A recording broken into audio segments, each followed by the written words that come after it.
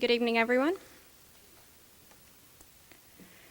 I began at Heritage 4 years ago, and to my more stubborn, overly dramatic, and infinitely more awkward 14-year-old self, the first week at Heritage was a traumatic and life-ending experience, brought on by my parents with some type of cruel punishment. I cried, sobbed, and complained every single day.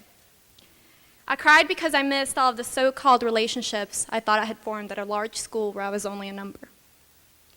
I sobbed because I got sick of people correcting me every time I called the SLC the cafeteria. I complained because I truly did not find anything fun in the ridiculous so-called Fun Fridays.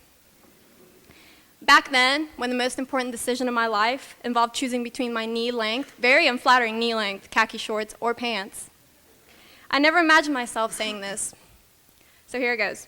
Mom and Dad, I owe you an apology. 4 years overdue, and with much pain, I say to you, because this statement defies every single one of my principles. I was wrong. You were right all along. Now, as I find myself minutes away from putting the last 4 years of my life behind me, I can truly say that Heritage as a whole has grown on me, with its ideals, its teachers, and its beautiful campus.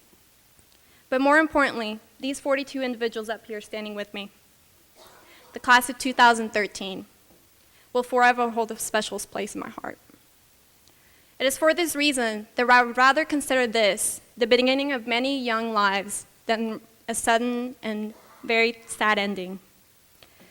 As we skip over the stepping stone and begin the next phase of our lives, where we chase after, reach, and even discover our dreams, I know I will have a home to come back to. I once heard a quote in a book we read in French class last year. The book is called The Little Prince. The quote says, "The essential is invisible to the eyes." And as I look over to my fellow classmates sitting here, looking all grown up and ready to embark on a journey whose destination is still very unclear, and as I think of all the years which we have spent together, I can imagine no better statement. As an outsider might see it, we are just a group of young individuals coexisting.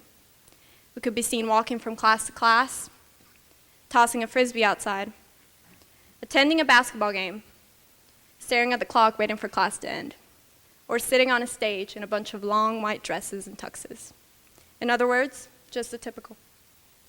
However, the experiences which we have gone through, the trials we have overcome, the pride and achievements we have felt, the disappointments which have impacted us, and the tragedies we have faced are far from the typical and cannot be simply seen. They're invisible. The only way to feel just how essential our identity as a class of 2013 these experiences are, no matter how big, small, good, or bad they are, is to actually be a part of it. Because you know you're a part of the class of 2013 if your heart skipped a beat as you watched Tyler Bean fall off his pogo stick outside the upper school building. You know you're a part of the class of 2013 if you've heard one, or maybe multiple, of Ms. Glenda's Come to Jesus talks. You know you're a part of the class of 2013 if you're provided with many cans of spray paint and encouraged to deface a school bus.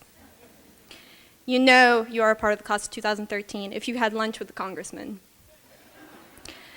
You know you're a part of the class of 2013 if you can call yourself a family, for better or for worse. And finally, we are the class of 2013 because we can rightfully call ourselves the end of an era. 4 years ago, I cried. Tonight, I will cry again, but for very different reasons. Thank you very much.